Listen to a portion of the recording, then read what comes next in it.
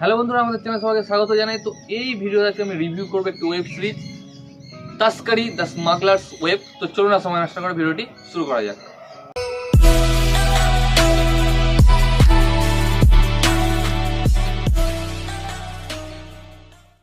তো এই যে সিরিজটি রয়েছে, এই সিরিজটি তৈরি করেছেন আমার খুবই একজন পছন্দের ডিরেক্টর নীরাজ পান্ডে।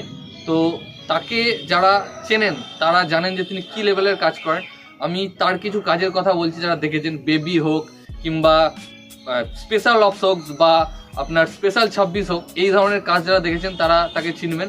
দুর্দান্ত একজন ডাইরেক্টর এবং আমার খুবই পছন্দের একজন ডিরেক্টর। তো তার এই যে কাজটা রয়েছে, এই যে সিরিজটা রয়েছে তাস্করি, তো কেমন হলো এই সিরিজটি? তো সত্যি কথা বলতে এটা একটা ভালো সিরিজ হয়েছে, খুবই ভালো না আবার খুবই খারাপও না, একটা ভালো সিরিজ। কারণ বলছি, কারণ খুবই ভালো হয়নি এটার একটাই কারণ নীরাজ পান্ডে যিনি রয়েছেন তিনি একটা যে ট্রেন্ড সেটা খুব ফলো করছেন রিসেন্ট।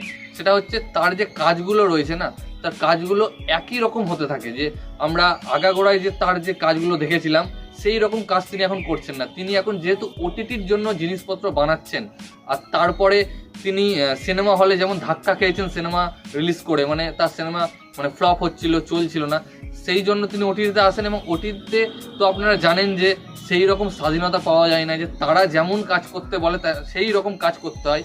বাট নীরাজ পান্ডের কাজ আমি বলবো যে খুব যে খারাপ একদম তা না, ভালো, দেখার মতো। এবং এখানে আমরা ইমরান হাশমিকে দেখতে পাচ্ছি এবং আরও প্রচুর কাজ রয়েছে, তাদেরকে বাদ দিলাম। ইমরান হাশমি যেহেতু এখানে মেন ফোকাস, এবং আরেকজন যিনি রয়েছেন সারাত কেলকার, তো তারা মোটামুটি ঠিকঠাক কাজ করেছেন। যে তাদের যে অ্যাক্টিং বলবো খুব আহামরি কিছু নয়।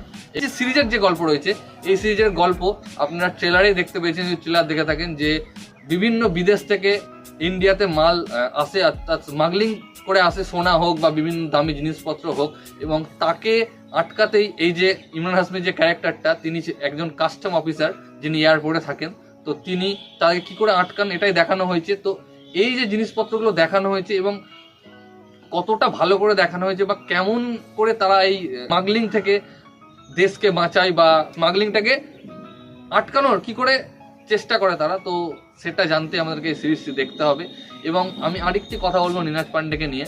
তো নীরাজ পান্ডের সিরিজ যদি আপনারা লক্ষ্য করে দেখেন, তো তার সিরিজ হোক সিনেমা হোক কোনো কমতি থাকে না।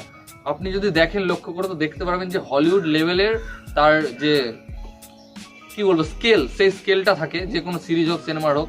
কারণ আপনি সিরিজটা দেখলে বুঝতে পারবেন যে কি লেভেলের খরচ করা হয়েছে, এবং যে সিনেমাটোগ্রাফি রয়েছে, যে ক্যামেরার যে ওয়ার্কগুলো রয়েছে সেগুলো খুবই ভালো, মানে খুবই ভালো। কারণ হচ্ছে তার প্রতিটা সিনেমাতেই বা সিরিজে একই রকম কাজ থাকে। ওই জন্য আমি বললাম যে তার এই কাজটাকে একটু চেঞ্জ করতে হবে, একটু অন্যরকম দেখাতে হবে।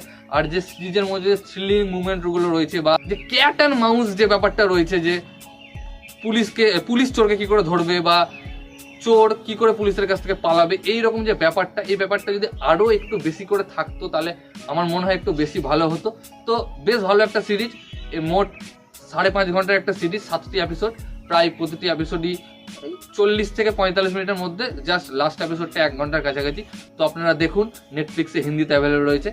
তো এই ভিডিওটা রুই গাইস, ভিডিওটি ভালো লাগলে অবশ্যই ভিডিওকে লাইক, কমেন্ট, শেয়ার এবং চ্যানেলটিকে সাবস্ক্রাইব করুন, এবং ইনস্টাগ্রামে ফলো করতে পারেন, লিঙ্ক আমি ডিসক্রিপশনে দিয়ে দেবো। ভিডিওটি দেখার জন্য থ্যাংক ইউ, ধন্যবাদ।